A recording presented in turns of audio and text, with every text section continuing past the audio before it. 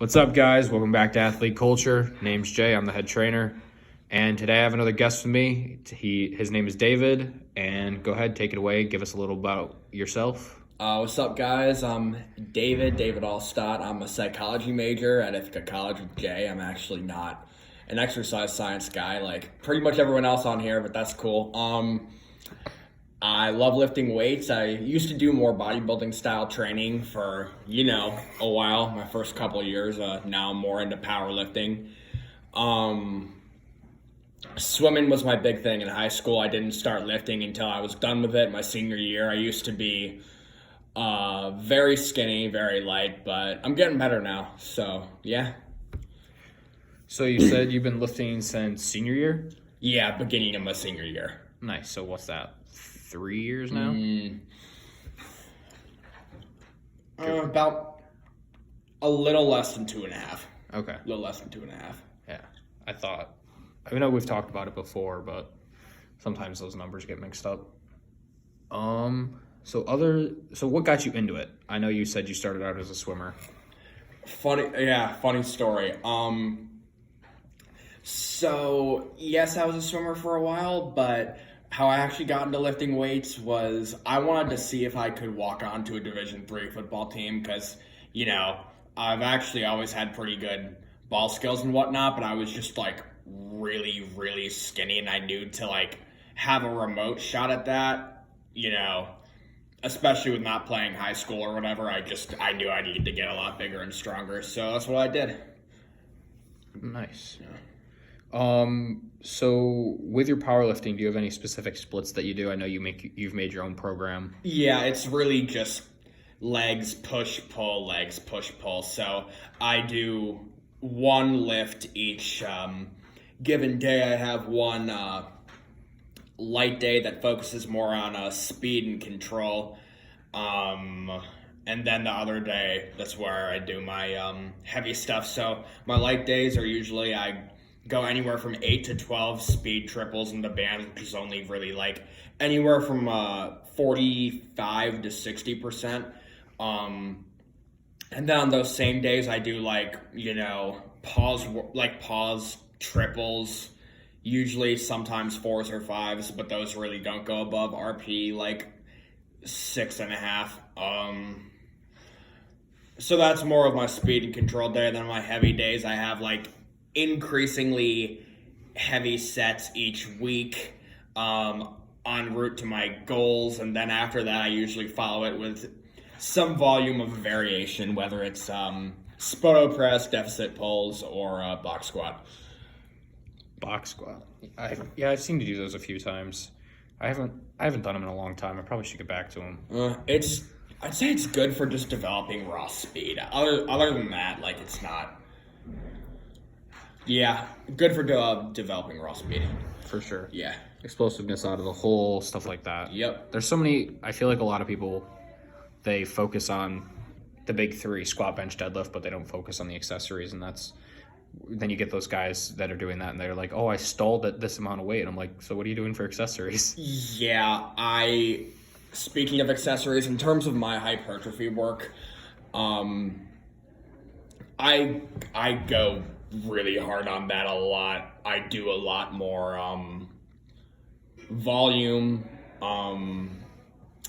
in my accessories than pretty much almost anyone else that I see at the gym besides Chris, I'd say. Yeah, I'm very big on that. Chris does an insane amount of accessories. He really does. He just hit 625 the other day for 3x6 or something like that. Yeah. I was like, okay, I'm gonna leave now. I was not surprised. I was deadlifting next to him. I'm like, Chris, I hate deadlifting next to you. You make me look small. Makes my ears bleed. All the iron clanking against the floor. Yeah, that too. He was deadlifting though, and he pulled I think his last warm up was 580 something, and he pulled it, and he's like, dang, that felt heavy. I'm like, duh. Yeah. Yeah. So, are you looking to compete anytime soon? I'm definitely looking to compete. I don't know how soon that's going to be. It depends a lot on my progress because, could I compete right now and be fine? Sure, but my maxes are good, but they're not really like powerlifting good yet. So definitely one day, because I trust I can make progress, but how soon that is, I'm just not sure. Who knows? Maybe we'll compete together. Maybe, yeah. Different weight classes, but we'll compete together, I'm sure. Would we be, though? Because I'm looking to stay in 183 for as long as I can. I mean, it depends where my bulk takes me, because in May, after my bulk, I'm going to cut back down to about 175-ish area. Yeah, but I think at most you'd be 1 weight class below me. Yeah. In the 74s, which is 163. For sure. You spoke about your maxes. What are your current maxes exactly? For my squat, I'll say 345, because that's really the closest I've gotten to powerlifting depth. Mm-hmm. That was basically right on the line. I have hit 365, but that was sort of gym bro depth, more in the parallel range, so I don't really count it. 250 bench, 405 deadlift. I think I'm definitely on pace to break those. For sure.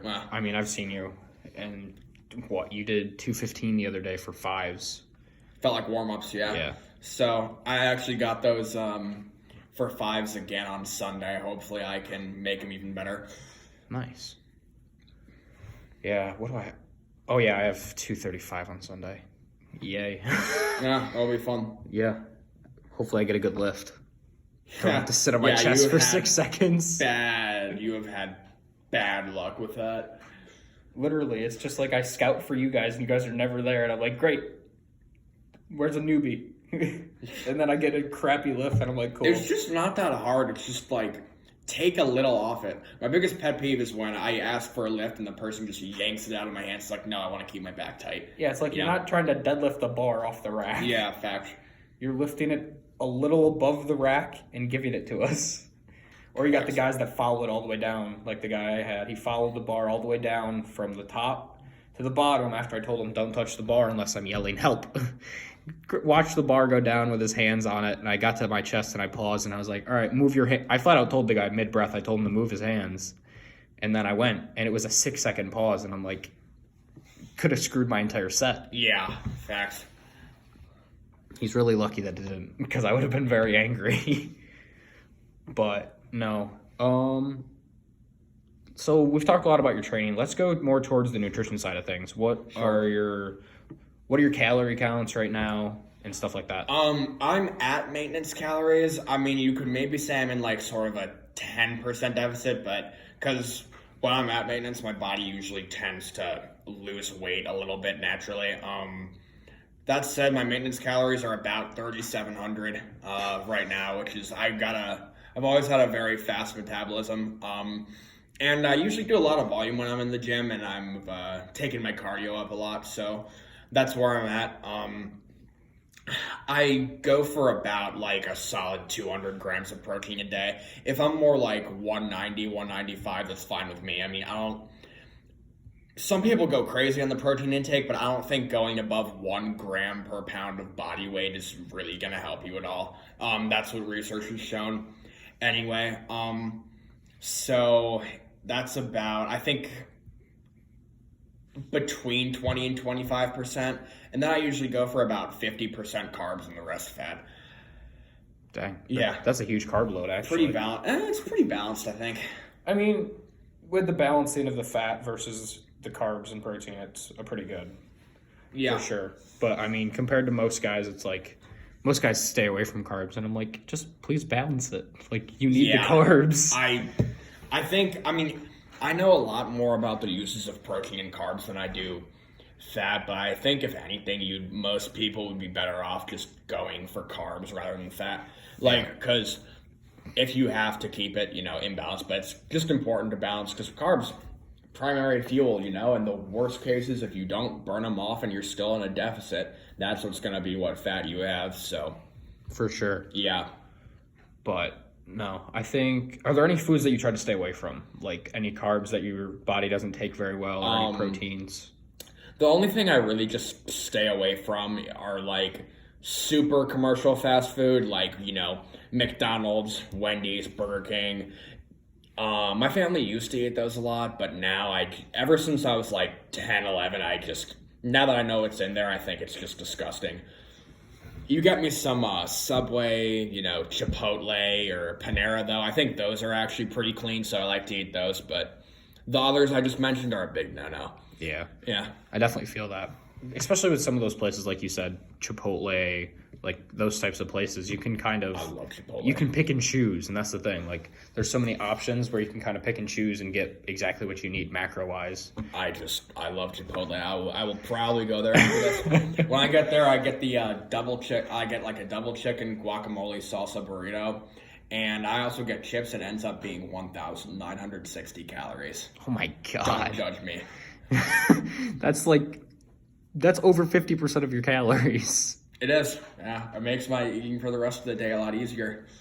A lot fewer walks from my dorm to the dining hall, Yeah, I feel that. Especially in this friggin' wind. This wind is insane I right hate now. it. I hate it. Yesterday, geez, it almost blew me over, and I'm like, I'm a big I boy. almost froze to death walking back to my dorm from Towers last night. Dang. Yeah. No, the wind is insane though. Like, I'm It a big really boy. sucks. It Yeah. blew me around. I'm 175 and at 5'9" and almost a pretty decent amount of muscle. Yeah. And it blew me around. Yeah, facts. Like, that was pretty insane. But no, on the aspect of your diet and stuff, or what's your opinion on like the fad diets, like paleo, Atkins, Keto. Yeah, keto is there. Jake kind of has a different opinion on that one, but I haven't really talked to him about that. Keto. That's really the one I know most about. I can see the benefit for some people if they just don't process carbs that well. I mean, our bodies are naturally made of fats and protein, well, lipids and protein, which is, has to do with fats. So if you don't metabolize carbs that well, I could see the benefit, because if you don't have a lot of carbs, your body is going to look to burn fat for fuel. Mm-hmm. And that's true. But at the same time, if you're still in a deficit and you just balance your carbs and fat, I honestly think it would have a similar effect, but you just have more energy. So personally, I don't believe in it, but I could see how it works for some people. Paleo, isn't that like you just eat whatever you could technically hunt or gather or something? Yeah, which doesn't help anybody in this society, because literally you can't hunt or gather half the time. I have a friend back home. He's a paleo pescatarian. He's a really good swimmer though, so I guess it works for him. But it just seems, I feel like a lot of people just make it like super complicated. Just, eat clean, hit your calories, hit your macros, download MyFitnessPal, estimate what a cup size portion looks like. I find it's very accurate. Yeah. And just try to eat clean. It doesn't mean that, if you have room in your macros for dessert or whatever, that's cool. Yeah. And the last thing I'd say about diet is just, if you have I think that if you say, in my case, you have, all right, say you're eating low fours in your carbs per day, 400 grams, 200 of protein, and I'll just say 100 of fat. I'm not really being exact there. I just go off what the percentages MyFitnessPal has. But if you're a gram or two off of where you need to be, or a percentage point or two off, don't fret about it, because I think that the percentages come as close to them as you can. But if you go above or below by a percentage point or two each day, you just don't worry about it. It's not a big deal. I think that's definitely a good thing. A good point to point out is, if you don't get close, as long as you're close, don't stress over getting there, because I know a lot of guys that are like, oh my God, macros, I got to get my macros, and they're like, and then sometimes I look at them and I go, what about your micros? What if you had veggie-wise today? Yeah. And then you get these guys who are just like, oh, I just had meat and potatoes, or I had meat and rice, and I'm like, but your greens. My thoughts on micros are just get a good range of foods, eat your fruits, eat your vegetables, don't just, neglect those. I tend really not to go crazy with that though. That's kind of where eating clean comes in, because I find if you're just trying to track like macros and micros like to an exact point. I feel like it's just kind of a way to be a robot. It's just like, keep it clean, keep it balanced, get a diverse range of foods, hit your macros, hit your calories, and as long as your performance is good, you're fine. Eat those powdered eggs. Freaking things are disgusting. I know. I find when you put salt and pepper on them, it's better, but... Yeah. I mean, they have the omelet line, but it takes like 9 years to get an omelet. I love the omelets there. My favorite meal there is, for breakfast is, like, a bagel with cream cheese, because the bagels are pretty good. Yeah. And, an omelet. But it's just, like, if I have a 9:25 class, I'm not gonna, wait for, 30 minutes in the omelet line. So. Yeah, I'm just gonna go scarf some nasty eggs. But no. Speaking of, getting up and, eating, one, how much sleep do you like to get every night? And two, what's your opinion on fasting? Long period fasting? That's a good question. Oh, man. Sleep, for me, I always try to get at least 7 hours. I mean, that's an area where I've been better lately. I've actually just recently ordered some blue light glasses because I find they help me sleep better. So at least 7, I'd like to get closer to 8. That's just an area where I need to be more consistent. Fasting, I think it can be good just to sort of clean everything out. I'm really not a big believer in long fasts, especially if you are bulking. If you are bulking, do not do extended fasts, please. That is a surefire way to just thwart your progress and weight gain. I mean, if you feel it helps you, do it. But as long as you're sticking to your caloric deficit or your diet in general, I don't really think it really makes a difference. So just do what you want. Yeah. I know Jake and I talked last time about the metabolic help that it gets you. It seems like you two are pretty big into fasting.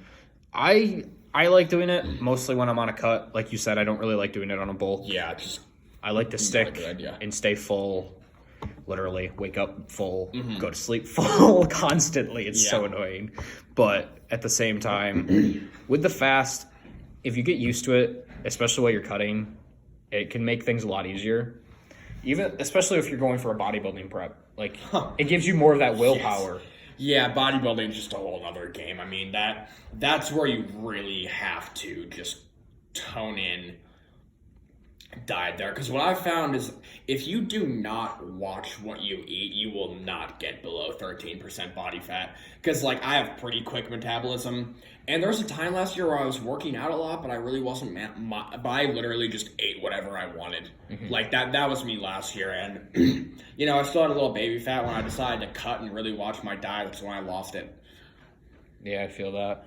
I mean, I cut down, I lost, 46 pounds? That's crazy. Or something like that in the last few months. And I still had that little bit of fat in a few places. And it was... I mean, I was still getting really good with my diet, but the gym was failing because I had such a low amount of energy because of the insane calorie deficit I was in. Yeah, I mean, if you're going to do a fast deficit, then I think maintaining your strength like that is almost impossible. Although I find if you just keep it to a pound a week, then you can, at least maintain pretty well. I mean, I think it was September 25th to January 21st. And I lost 46 pounds. So that's almost 2-3 pounds a week. Oh, it's not that much. I'm kidding. I was about to say. Yeah, no, that's a lot. What's crazy, though, is because I've been, so skinny all my life. I was 6'1.5", 152-pound, 17-year-old senior in high school. And jeez. Back then, I held the belief, and my parents fostered the belief, that if I just lifted as much as I could and ate as much as I could, then it would all be muscle. Did not happen. I went from 151 to 187 in 3 months. Jeez. Which was, I gained a ton of strength. I went from benching maybe 125 for 5 to 200 for 5 in that time, which is crazy. Oh, yeah. My leg strength went way up. It's really taken a while for me to be a good athlete because I've suffered from a lot of mobility issues. I used to have really tight ankles and hips. It has taken me a solid, I guess at this point, I would say a solid 8 months for me to really get that in an area where I can powerlift effectively. Dang. Last year I couldn't, I physically couldn't get into a starting deadlift position where my back was straight. And I couldn't physically squat to depth with a bar on my back for my first at least year of lifting. Jeez. Yeah. Wow. No, I think a lot of it's a genetic thing.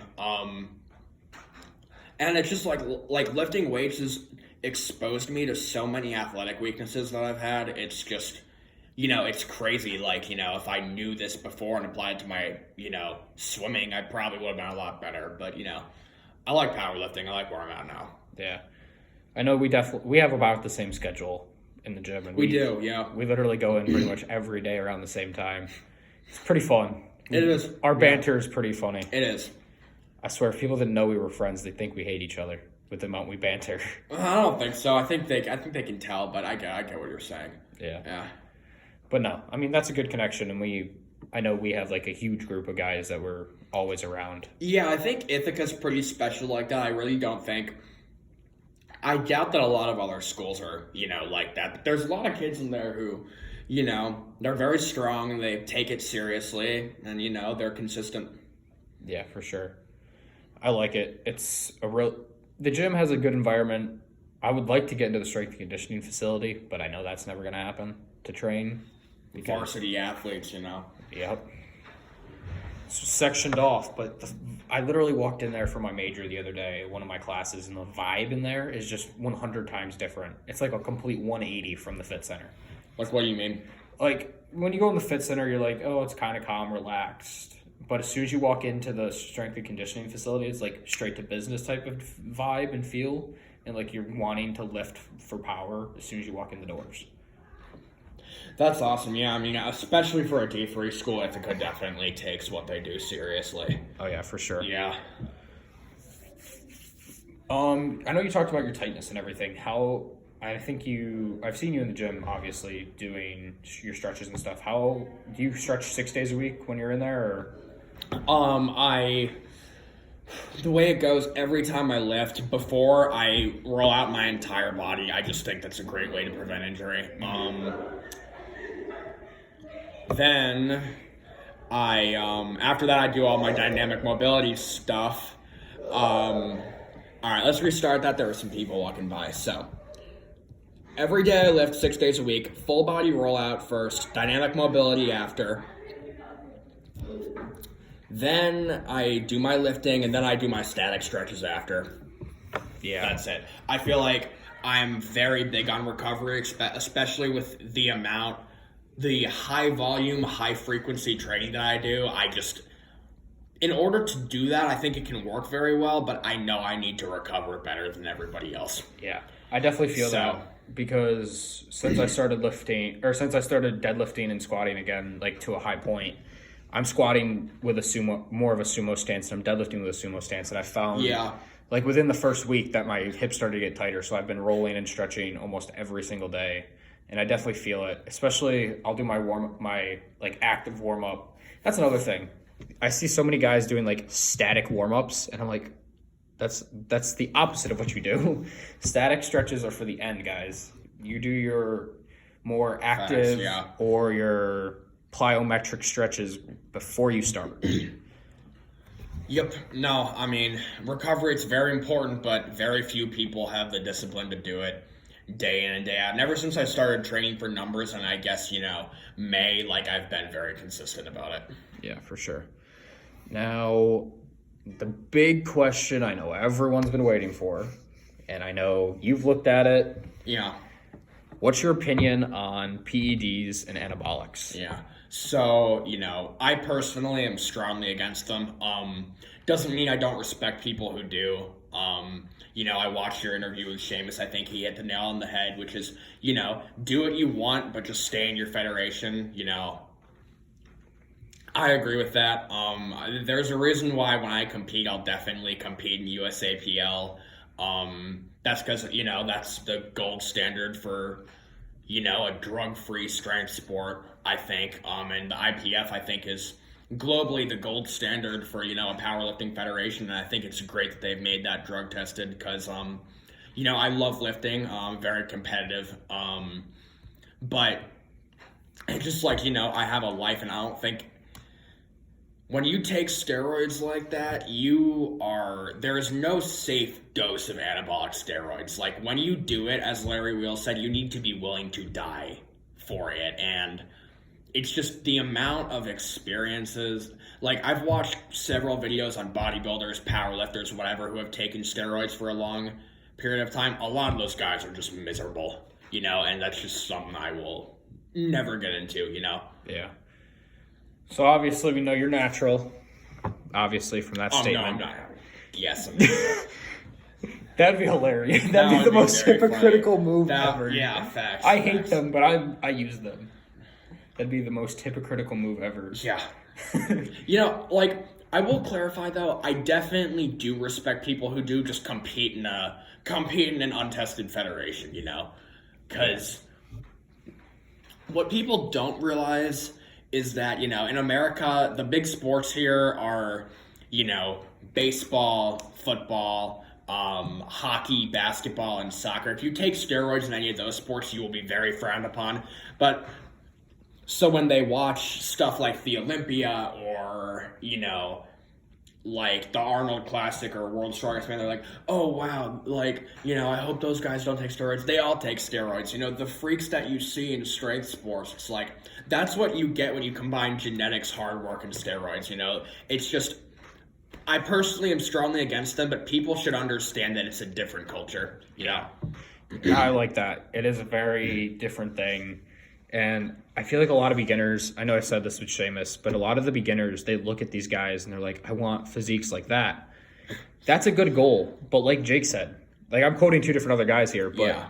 Seamus had a really good point when he said that he likes them to stay in their own lane. And if you want to beat these guys, one, great. And two, what Jake said, use it as a motivation. Jake wants to step on stage he doesn't care, tested, untested. He'll stand next to a guy who he knows has been using steroids for years on years and doesn't really care how he looks. Yeah. He flat out said that he would go there and lose every single time, but he doesn't care. Yeah. Him standing next to those guys is going to make him more motivated because he's going to look at them, want to be like them, but also beat them. I definitely think I share that mindset. It's like, whoever I'm competing against on a given day, I will always try and find a way to kick their ass, That's just fact, I love competing. But I think a big part of why I've, decided to focus on powerlifting instead of bodybuilding is because in powerlifting, I think the fact of the matter is there's just a better drug-free culture. In bodybuilding, there are tested federations, sure, but you won't be any sort of IFBB pro, in that. Whereas powerlifting, IPF, it's very standardized, and I think a lot of people would say that that's the gold standard, and it's drug-free, so. Yeah, that is true. The powerlifting world definitely has more of a well-known basis when it comes to the drug-tested and drug-free zones, where bodybuilding, IBBF Pro is the biggest one, and it is untested. Yeah, I think the amount of natural IFBB pros are just very small, if any at all. I mean, nobody's winning the Olympia natural. I don't think so. Definitely not. Just go ask the Titan. Yeah. Oh, Mike? Yeah. There have been debates. I mean, I'm sure he's been on something, but he's actually competed in a lot of natural shows which have pretty rigorous testing. There's a big debate about whether he's, natural or not. I don't know. I'm not really going to get into that. I threw it out because I wanted to see what you would say, and I know that there's been such a controversy over his years in competition based on whether he's natural or not. I like to see the best in people.